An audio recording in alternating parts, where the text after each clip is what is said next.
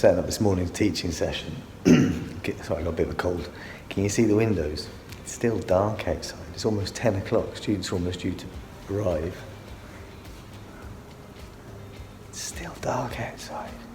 So those hurricanes that are in the Atlantic have been spinning and pushing the warm air up to us in the UK. So it's like almost 20 degrees C today. It's really, really windy. And it's black outside. Orangey black. Weird. You can see now the sun has come out. So apparently that was a lot of dust from Africa getting blown over to us by that hurricane.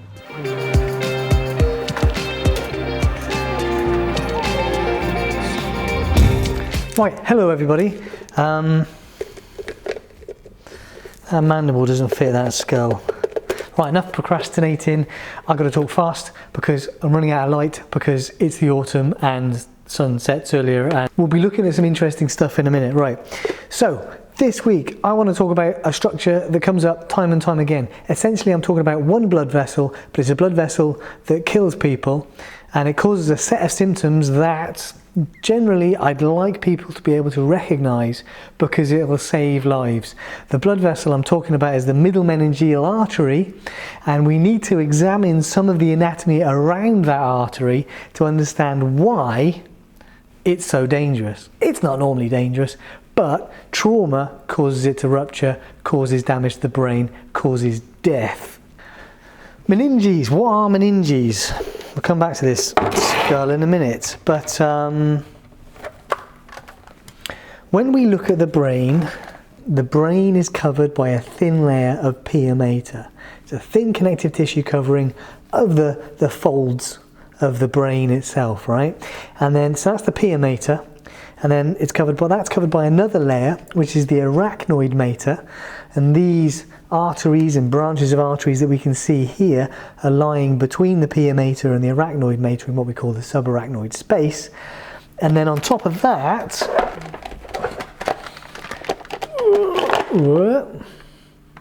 we have, tip out the cerebellum. The skull, the bony skull, is lined with a very thick connective tissue, the dura mater. Dura, durable, meaning tough, right? So the dura mater is the outermost layer covering the brain, holding it in place and lining the bones of the skull. And if I tip the brain up, that's what we see here. This is part of the dura mater, the tentorium cerebelli. If I can pull the brain out of here, man, these are jigsaws, these are. Give it a twist. This is all dura mater in here, and inside the dura mater we see these venous blood vessels, the dural venous sinuses.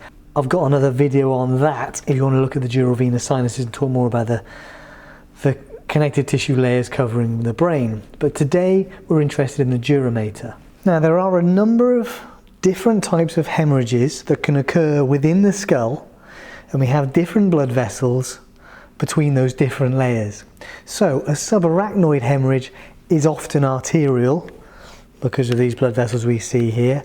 A subdural hemorrhage is usually venous because usually it's one of these dural venous sinuses breaking. What we're interested today is an extradural hemorrhage or an extradural hematoma. So it's occurring outside of the dura mater. And I said that the dura mater is lining the bones of the skull, so an extradural, or sometimes gets called an epidural hemorrhage, occurs between the dura mater and the bone. That is where we find the middle meningeal artery, between the dura mater and the bone. So extradural because it's outside the dura, epidural, upon the dura, outside the dura, right? Right, the middle meningeal artery, where does it come from? Now, going up into the neck, you'll remember that the main artery going to the neck is the common carotid artery, and it splits up here into internal and external carotid arteries. The internal carotid artery goes off inside the skull, supplies blood to the brain.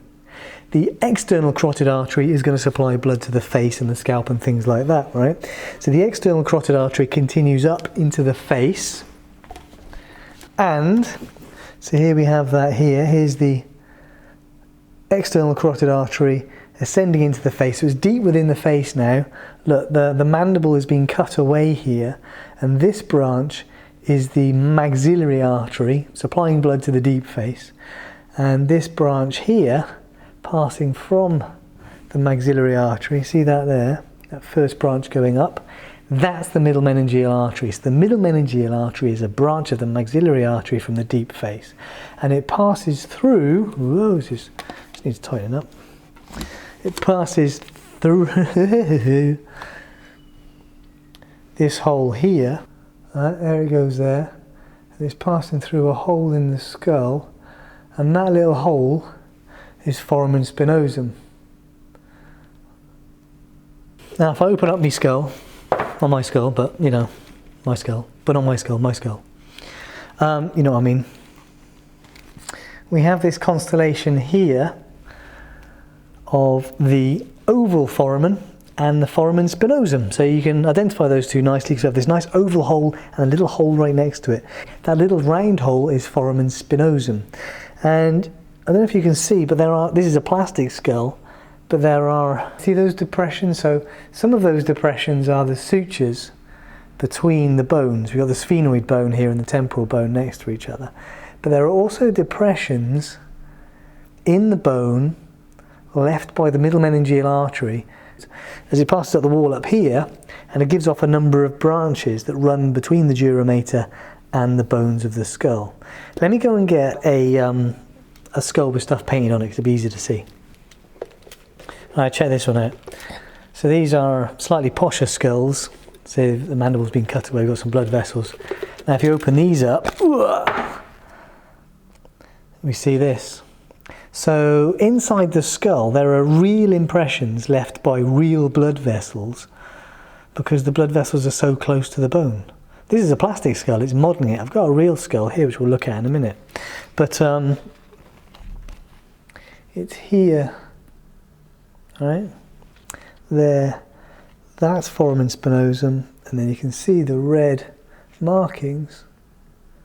And the red markings then are the middle meningeal artery and its branches. So you can see which bone these branches are lining. So they're around here, right? So we're looking at this region here. So that's the first piece of anatomy, where the middle meningeal artery comes from, how it gets into the skull through foramen spinosum, and how it's between the dura mater and the bone around this area. So this artery, the middle meningeal artery, accounts for about 75% of extradural hematomas. Okay, so a hemorrhage is when you've got bleeding occurring now, right? A hematoma is when that bleeding has pooled and clotted. So I'll probably use those terms interchangeably. But initially there's a hemorrhage and then it forms a hematoma. And most injuries to the middle meningeal artery occur in young people and after trauma of some sort. And it could be a vehicle collision, it could be a blow to the side of the head, a sporting injury, it could be a punch in a boxing match, it could be another altercation in a fight. A blow to the side of the head is what we should be thinking about here. A blow to the side of the head is dangerous. Of those people that develop an extradural hemorrhage, there's still a 15 to 20% mortality rate. This kills people, right? And largely because the symptoms aren't recognised. When you recognise the symptoms, you can treat this. All right, so why is the middle meningeal artery so susceptible, and why does it cause an extradural hemorrhage? Right, well, and this is a plastic skull, so it's all a bit thickened and toughened, right, so that it can get handled and is less likely to be broken during study. Now, if I swap this for a real skull, and we've used this real skull before when we were looking at the paranasal sinuses. Now if I take carefully the calvarium off and we look inside, right, this is the region that we're looking at. Look how crazy thin that gets. You can see some of the impressions there left by the branches of the middle meningeal artery. Notice how the frontal bone is nice and thick, and the occipital bone, so here's the here's the posterior skull, the occipital bone, lovely and thick, nice and thick. But look what happens as we go medially. Look how crazy thin that gets. Can you see? You can see some of the light shining through it. Like if I get my phone, it's so thin there's actually a hole there. Look, can you see that? It's so thin around here. There's a hole here. Right, let me shine a torch through there. We looked at the sinuses before, so we can see there's some thinness there, but otherwise the bone's fairly thick. But look at this. All right, so there's the thicker occipital bone, and there's the bone at the side there in the temporal region. And it gets worse. If we go back to this skull, we've got the frontal bone, we've got the parietal bone, we've got the temporal bone. So we've got a number of bones coming together here. And we've got the sphenoid, you see a bit better on that side, we've got the sphenoid bone in there. So we've got a number of bones meeting at this point here. And look at all the sutures that form there. See all these sutures? All these sutures joining the different bones together here. So a suture, a joint between bones, means we have another weakness. So each of those sutures has its own name, but where those sutures meet, that's called the pterion, P-T-E-R-I-O-N, pterion, pterygoid, wing, anyway.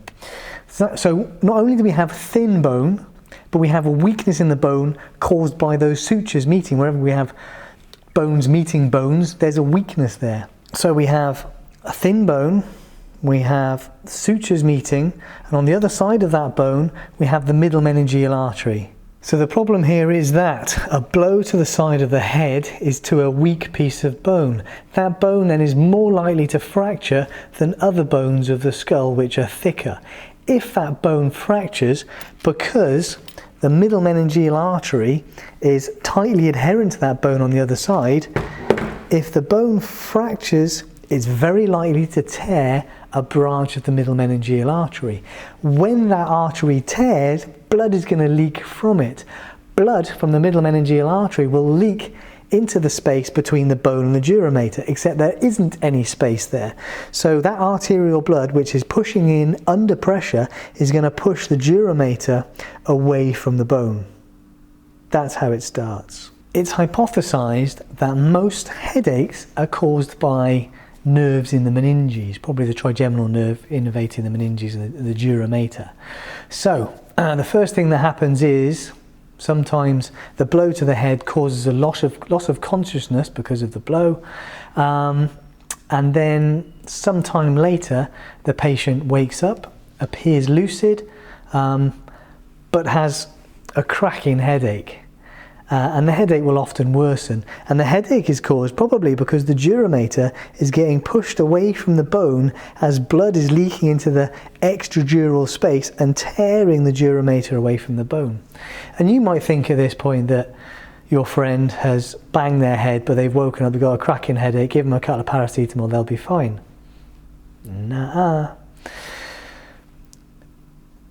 If this continues, then the blood is going to compress the brain, and their condition will worsen as this continues.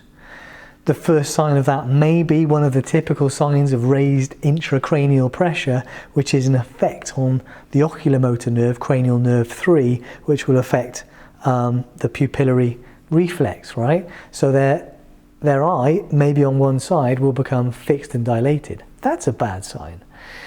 And as that compression continues, it's going to squash the brain and squash the brain. And something else about the dura mater is that, if I can put this brain back together again, well, half of it. So the dura mater has this bit of connective tissue here, separating the cerebellum. Oh God, how does this go together? Like that. So that's the tentorium cerebelli, a sheet of dura mater separating the cerebellum from the cerebrum, and look, the brainstem's down here as well. Now what happens is if the brain's getting compressed, it'll get to a point where it'll get pushed down through the small hole, that small gap between the tentorium cerebelli and the bone that the brainstem passes through. That's not good. At this stage, you're getting close to death. That herniation through there is going to compress the pons and the medulla, and at that point you may well notice weakness in the distal extremities and that sort of thing, because the corticospinal tracts are getting compressed and the medullary pyramids are being affected. But more important than that, the respiratory centres are probably going to get affected. So you may well get a cessation of respiration or changes to respiratory functions, shortly followed by death. So this is bad. This is a weakness, right? Hence why I'm going on about the anatomy, because I want you to be able to recognise this and these symptoms. So this is something that's likely to occur in hours, which means that if you suspect this has occurred, you want ambulance to hospital, and then CT scan or MR are both good at identifying what's going on inside the skull. An acute hematoma can be seen quite nicely on CT. So what happens is that the dura is actually attached to the skull better at sutures. So it means that if there's bleeding occurring here and it's pushing the dura away from the skull, you're likely to see this kind of concave shape like this and a mass of blood pooling around here in maybe the anatomical region that you would expect if you're worried about, well, if you know the site of trauma, or if you're worried about branches of the middle meningeal artery. This is more common in younger people. I think the majority of them occur in people under the age of 20. As I say, they're almost always related to trauma, and they're less common in people of my age and older. By the time you hit 40, it seems that the dura is much more firmly attached to the skull than when you're younger. So watch out for that as well. And there's another fun bit of physiology that goes on here as well. Of course, right, when you put the lid on, bone is a pretty solid thing, right? So when you put the lid on, inside the cranial cavity in there, you've now got a closed box, haven't you? And that means that inside that closed box, there's going to be a certain pressure of all the stuff in there pushing outwards. And you're trying to push arterial blood into the skull. Normally, this is fine. The intracranial pressure is managed quite nicely so that the arterial pressure of the blood is high enough so that arterial blood goes into the skull quite nicely and supplies the brain with all that lovely blood and glucose and oxygen that it so requires. Now, if you've damaged a blood vessel and that blood vessel is bleeding into the skull and that blood can't get out of that extradural space, the pressure inside the skull is going to increase. And we've already mentioned one sign of that might be effects to cranial nerve 3. But as this continues, as the pressure inside the skull increases, it's going to get to a point where it's harder for arterial blood to get into the skull, because the difference in pressure between the arterial blood outside the skull and the stuff inside the skull isn't big enough. Do you see what I mean? If you've got a much higher pressure of blood going into the skull than there is the pressure inside the skull, blood goes in easy. But as you increase the pressure inside the skull, it slows down and makes it much harder to push arterial blood into the skull. So we have a secondary problem, and this is a common issue that you should be considering with head trauma, is that as time progresses, there may be problems with blood flow to the brain. And I don't want to go off down that rabbit hole, but the physiology there and the signs and symptoms associated with these changes are fascinating. Right, what were we talking about? So if you're worried about an extradural hemorrhage, watch out for those symptoms. Also consider the patient. They might not lose consciousness, but they might still have an extradural hemorrhage. So consciousness is a typical presentation, loss of consciousness is a typical presentation, and then they regain consciousness, but that doesn't always occur. But also watch out for confusion, dizziness, drowsiness or an alteration in the level of consciousness, nausea, vomiting, all those things that you would normally worry about with a significant head injury and traumatic brain injury. Watch out for those symptoms as well. But now we know the anatomy and we know what's going on here. How would you treat this?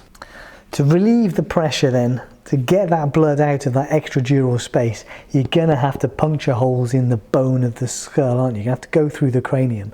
So either you can drill small burr holes and pull the blood out through those small burr holes if it's still, liquidy. But if you've got a larger clot that you need to remove, then you're going to have to drill some holes and cut a flap through the bone and flap that open and then pull out the clot and then seal it all back up again. And don't forget to fix the duramater back to the bone as you're putting it all back together. Whoa, that sounds really tricky, right? We've looked at the anatomy of the middle meningeal artery, where it comes from. We've looked at the anatomy of the layers of the coverings of the brain, and we've seen that the middle meningeal artery lies between the duramater and the bones of the skull. We've seen the weakness in the bones of the skull in this region because they're thin and because of the pterion of sutures that meet there. So that's one of the reasons why I wear a helmet when I'm cycling. I mean, I'm an anatomist, so I've taken a few heads apart and I know they do come apart fairly easily, and the things inside are fairly vulnerable and important. I mean, to be honest, I don't always wear a helmet. I almost always wear a helmet, but I didn't used to back in the olden days, and most of the times when I crashed my bike, I didn't bang my head, I rolled on my elbows and stuff. If you've seen my other videos, you'll see that I don't usually wear a helmet when I'm climbing, but then a helmet when you're climbing usually to protect you from falling rocks rather than to protect your head when you're falling, although sometimes it does. And certainly in the future, I'm looking at wearing a helmet when I'm climbing. The brain, it's a soft, squishy thing that we find useful, and we try to take care of it. Okay, see you next week.